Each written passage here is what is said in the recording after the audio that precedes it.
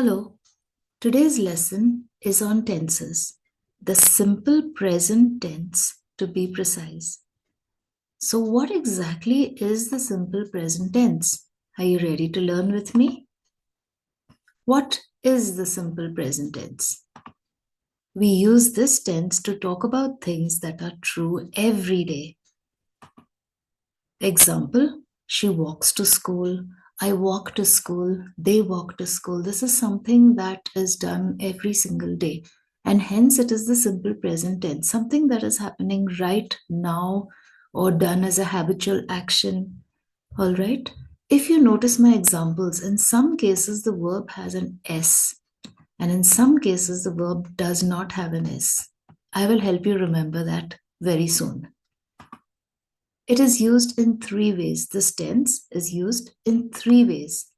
First, for habits or daily routines, something that you do every day, like I brush my teeth in the morning. You cannot say I brushed my teeth in the morning unless you're telling someone what you actually did that particular morning. If you do it again and again, if you are performing an action again and again, it's a habitual thing, then you use the simple present tense. For example, I wake up at 6. He plays football. Something that is done all the time, repeatedly, a daily routine. It can also be used when you are stating facts or truths. For example, um, the sun rises in the east, the sun sets in the west. It is something that will never change. So when you're talking about something like that, it is always true. It will never change. Then you use the simple present tense. For example, the sun rises in the east, birds lay eggs. That's something that will never change. The birds are never going to stop laying eggs. The third way that the simple present tense is used is for feelings, likes, and dislikes.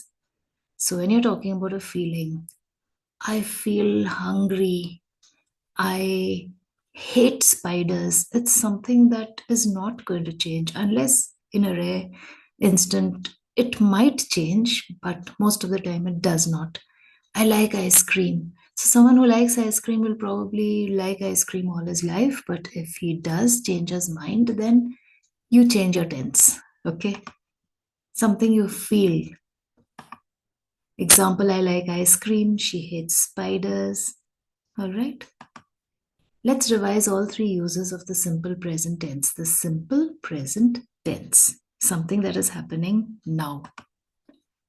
You can use it for habits or daily routines, something that is a habit that you do regularly all the time, does not change, something that is a fact or a truth, something that is true and will never change.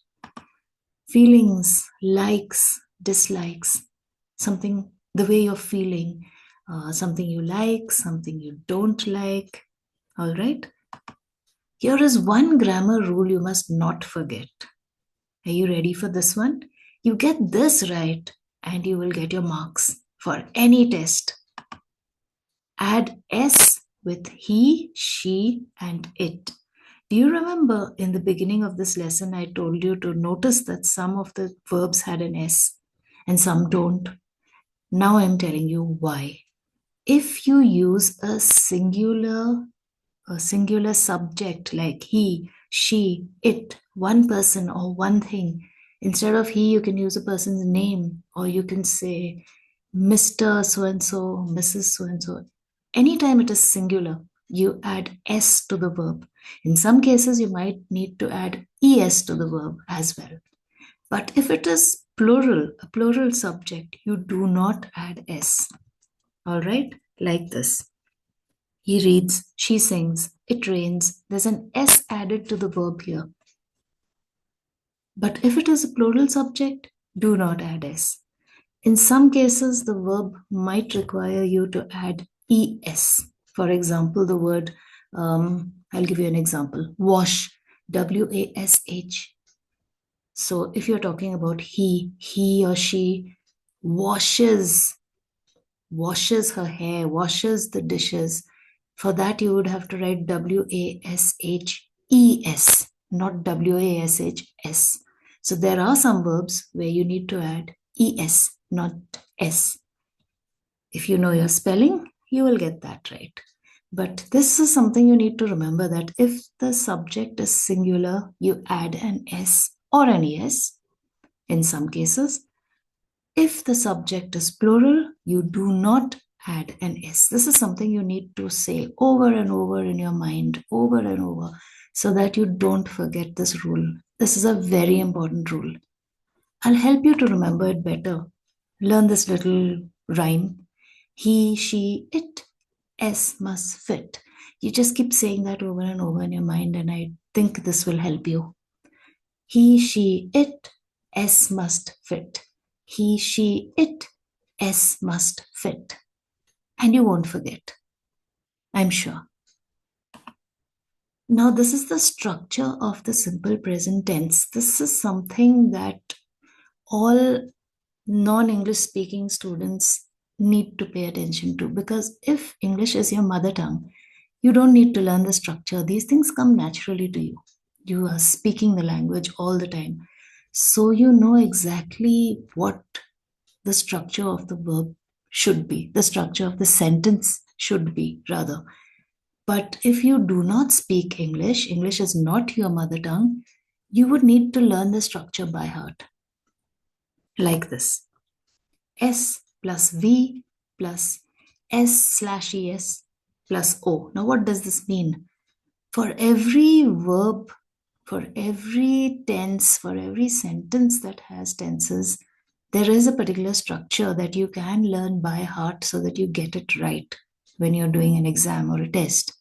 S stands for subject, V stands for verb, S/ES is put in brackets because it's not always used. Like I just told you, it is used only in the case of a singular subject like he, she, it. Remember? And O stands for object. Shall I repeat that? S stands for subject, V stands for verb, O stands for object. Did you get that? Subject plus verb plus object. And if it is a singular subject, then S or ES needs to be added to it. See this example. He eats oranges. He is the subject. Verb is here, and I've added an S because he is a singular subject. And oranges is the object. Then look at this one. They. They is a plural subject because it's more than one, right? They. And look at the verb now. Eat. There's no S there because it's a plural. But this is the verb. And then you have the object. Okay, so S plus V, S or ES, as the case might be, and O. S plus V plus O. No S or ES. Clear? Let's learn how to write negative sentences, because sometimes this is part of the test. You could be given a positive sentence, a normal, regular sentence, and you could be asked to change that to a negative sentence. Like this: I play football. Make this negative. So I play football is a positive one. It's telling you that someone is doing something. I play football. Now I want you to tell me that this person is not doing this. So how will you say that? I do not play football. So if you notice, I play football stays the same. But before the verb, you add do not. Why do you add do not? Because I is there. And I follows the plural rule. So if you have a plural subject like we, they, or names of people, Harsh and Raman, for example. Harsh and Raman do not play football. We do not play football. They do not play football. But if it is a singular subject, you don't use do not. Any guesses what you use instead of do not? Like he plays football becomes he does not play football. So you don't say do not here, you say does not. He does not play football. So add do not or does not when you are required to change a positive sentence to a negative sentence. You add do not or does not. And where do you add it? You add it before the verb, between the subject and the verb, between the subject and the verb. If it is singular, you add does not. If it is I or plural, add do not. Clear? You remember these rules and you will get full marks. Let's learn how to frame questions now, because sometimes your teacher might give you a positive sentence and say, make a question. How do you do that? Very easy, actually. For example, she likes tea is a normal sentence, a positive sentence. This is something she does. So it's positive. She likes tea. How do you make a question out of this? Does she like tea? So if it is negative, you write do or does not. If it is a question, you start with the word do or does. Okay. Now, because this is a singular subject, you add does. If it was I or if it was a plural subject here, then you add do. Please remember that. If it is a singular subject, add does. If it is a plural subject or I, add do. Then if you notice this she, you write she there, but you don't put a capital S now, because capital letter only goes at the beginning of a sentence and you are going to start with either do or does. So capital letter only comes there. Write she as it is, but the verb will change a bit. Now you remove the S, because if you add an S here, the English is incorrect and you will not get your marks. So it becomes does she like tea, not does she likes tea. No S here. And after you write this word tea, don't forget to put a question mark, because it's a question. I'll repeat once again. When you make a positive sentence into a question, what do you need to do? Write do or does in the beginning of the sentence. Don't forget your question mark. Then copy the subject as it is. It could be anything. He, she, it, they, we, whatever it is. And even a name of a person, names of people, Mr., Mrs., the president, anything. But now don't put a capital letter. Unless it's a name of a person, then you need to, of course. Then you write the verb next. But when you write the verb, you don't put an S now. Write the word tea, put a question mark. What about with a plural subject? I just told you. Let's see if you remember. How do you do this one? They eat apples every day. So how will you start? Does, yes? No. It should be do. With a plural subject and with I, you use do. Do, then write they as it is there. Write eat. No need to remove an S because there's no S here.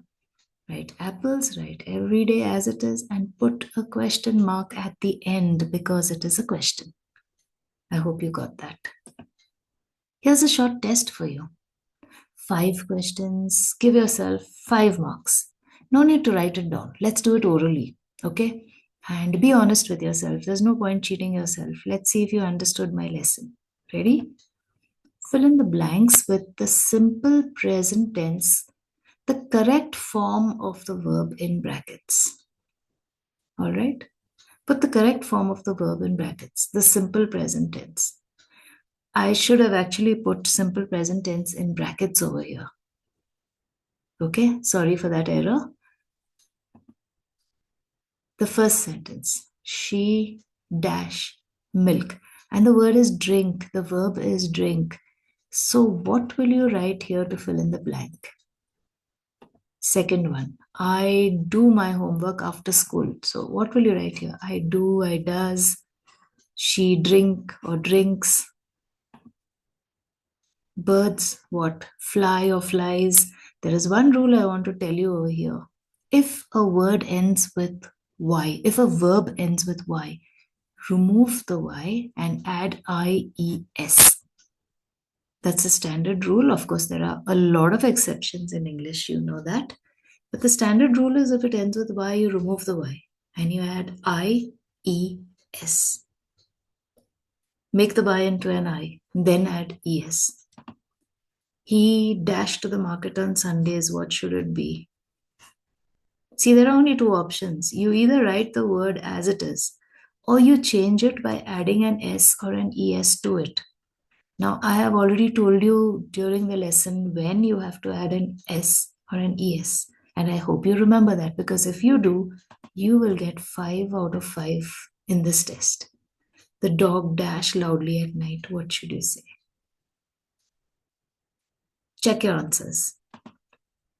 It should be she drinks milk. Why?